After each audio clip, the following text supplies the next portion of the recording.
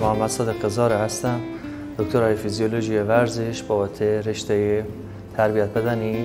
امروز در خدمت شما هستم. رشته تربیت بدنی متقاضیان ورود به مراکز آموزش عالی از دو طریق میتونن وارد این عرصه بشن. یک، از طریق هنرستان‌های تربیت بدنی 3 سال دوره متوسط را طی بکنن و بعد در کنکورهای سراسری یا کنکور فنی حرفه‌ای وارد آموزش عالی بشن.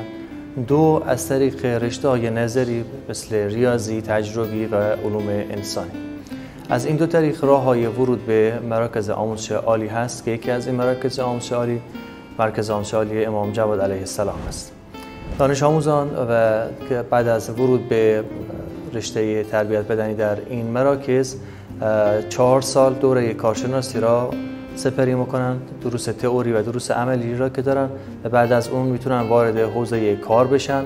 حوزه کارشون میتونه استخدام در ارگان‌های دولتی و کارشناس تربیت بدنی در هر کدوم از مراکزی که دارای کارشناس تربیت بدنی باشن، یا به عنوان مربیگری در رشته‌های مختلف، داوری در رشته‌های متعدد و بازار کار گرایش‌های مختلف که خدمتتون عرض می‌کنم.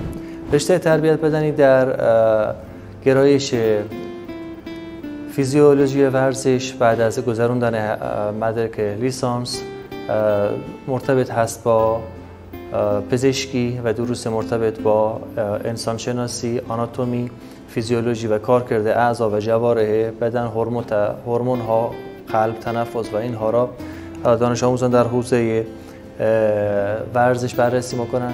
یکی دیگه از گرایش‌ها گرایش بیومکانیک است که تلفیق ورزش و فیزیک هست برای کاربرد دستگاه‌های مختلف در علوم ورزشی، طراحی دستگاه‌ها و اهرم‌هایی که در قسمت‌های مختلف ورزش کاربرد داره.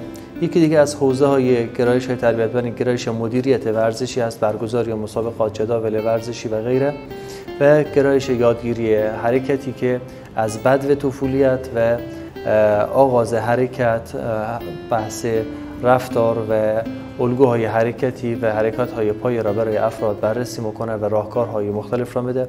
و یکی دیگه از گرایش روانشناسی ورزشی است که تلفیق روانشناسی و ورزش هست برای دوستان و علاقه‌مندان به ورزش و علوم ورزشی.